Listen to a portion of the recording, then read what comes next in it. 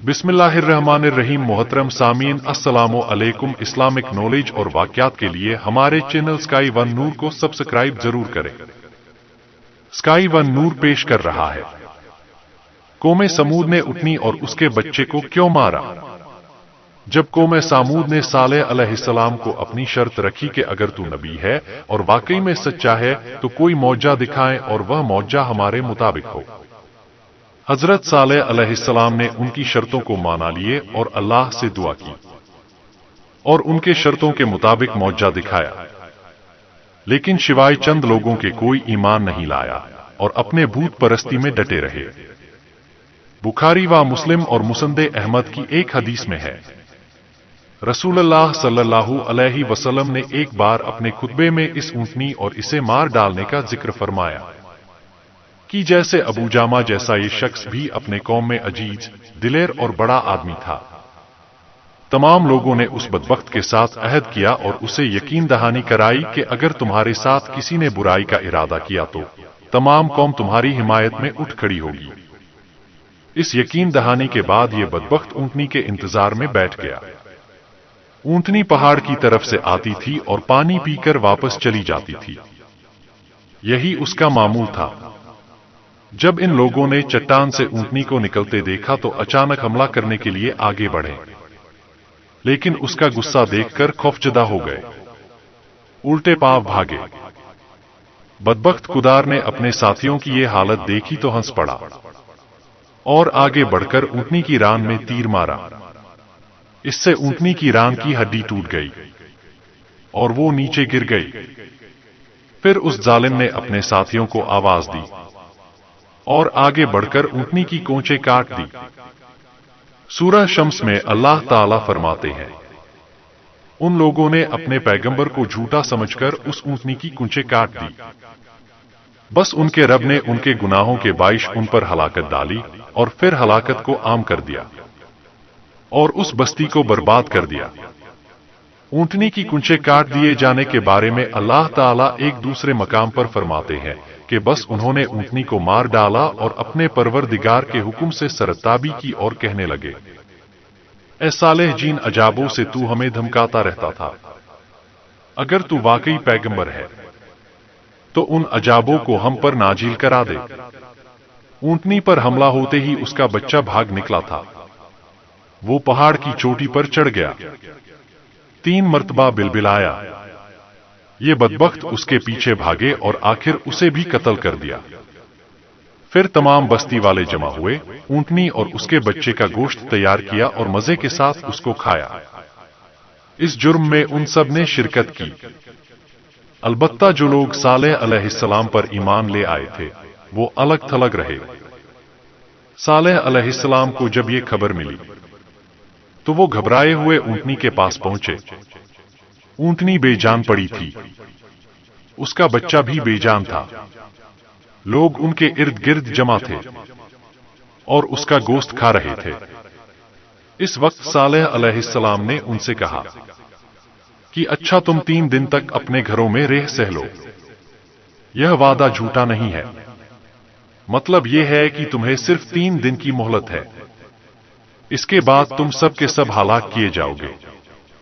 वो सालेह अलैहिस्सलाम की बात को रद्द करते हुए उन्हें धमकियां देने लगे कि जिन आजाबों का तू हमसे वादा कर रहे हो, अगर तू सच्चा है तो उनको हम पर नाजिल कर दे। ऊंटनी के कत्ल के बाद कौम के सरदारों ने एक जगह जमा होकर मशवरा करने लगे कि आज रात सालेह को भी मार डालते हैं। उनके इस मशवरे के बारे में अल्लाह ताला सूरतुल नमल आयत 48 और 49 में फरमाते हैं, इस शहर में 9 सरदार थे। वो जमीन में फसाद फैलाते रहते थे और इस्लाह नहीं करते थे। उन्होंने आपस में बड़ी बड़ी कस्में खा खा कर अहद किया कि रात को ही सालेह और उसके घर वालों पर हमला करेंगे और उसके वारिसों से साफ कह देंगे कि हम उसके अहल की हलाकत के वक्त मौजूद नहीं थे और हम बिल्कुल सच्चे हैं। अब ये लोग सालेह अलैहिस्सलाम के घर की तरफ चले। अल्लाह ताला सूरतुल नमल आयत 50 और 51 में फरमाते हैं, और उन्होंने एक दाव खेला सो हमने भी एक ऐसा दाव खेला कि उन्हें खबर भी नहीं हुई। پھر دیکھو ان کے داؤ کا کیا انجام ہوا۔ ہم نے انہیں اور ان کی ساری قوم کو ہلاک کر دیا۔ صالح علیہ السلام کا گھر پہاڑ کی بلندی پر تھا۔ یہ فسادی لوگ ابھی اوپر چڑھ ہی رہے تھے کہ زمین حرکت کرنے لگی۔ ایک چٹان اوپر سے لڑھکتی ہوئی آئی اور ان تمام کو پیس کر رکھ دیا۔ ان 9 فسادی لوگوں کی ہلاکت کے ساتھ ہی اللہ کے عجائب کی ابتدا ہو چکی تھی۔ چنانچہ صالح علیہ السلام نے اپنے ساتھیوں کے ساتھ اس بستی کو چھوڑ دیا، یعنی وہ ہجر کر کے علاقے سے نکل گئے۔ صبح ہوئی تو لوگوں نے ایک عجیب منظر دیکھا۔ قوم سمود کے تمام لوگوں کے چہرے زرد پڑ چکے تھے۔ وہ سب رونے لگے کیونکہ عذاب کے آثار شروع ہو چکے تھے۔ دوسرے دن تمام لوگوں کے چہرے آگ کی طرح سرخ ہو گئے اور تیسرے دن تمام کے چہرے سیاہ ہو چکے تھے۔ اپنی یہ حالت دیکھ کر سب لوگ رونے اور چیخ پکار کرنے لگے، اپنی قبریں کھودنے لگے۔ اب انہیں یقین ہو چکا تھا کہ عذاب کا وعدہ برحق تھا۔ اللہ تعالیٰ نے انہیں پہلی قوموں کی طرح ایک قسم کا عذاب نہیں دیا تھا۔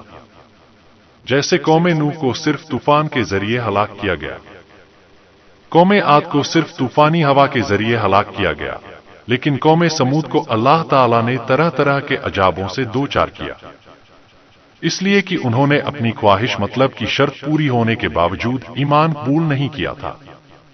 عذاب کی ابتدا زلزلے سے ہوئی، زمین حرکت کرنے لگی۔ اس کی وجہ سے وہ لوگ اپنے گھروں میں اوندھے کے اوندھے پڑے رہ گئے، ان میں اٹھنے کی طاقت تک نہ رہی۔ پھر آسمان میں سخت کڑاکا ہوا، اس کی ہولناک دہشت انگیز چنگھاڑ نے ان کے بھیجے پھاڑ کر رکھ دیے۔ ایک ہی لمحے میں ایک ساتھ وہ سب ڈھیر ہو گئے۔ ان کی ہلاکت اور تباہی کو بیان کرتے ہوئے اللہ تعالیٰ سورۃ الجاریات آیت 43 سے 45 میں فرماتے، اور سمود کے قصے میں بھی عبرت ہے۔ جب ان سے کہا گیا کہ تم کچھ دن تک فائدہ اٹھا لو، لیکن انہوں نے اپنے رب کے حکم سے سرتابی کی، اس پر انہیں ان کے دیکھتے دیکھتے تیز کڑاکے نے ہلاک کر دیا۔ بس نہ تو وہ کھڑے ہو سکے اور نہ بدلہ لے سکے۔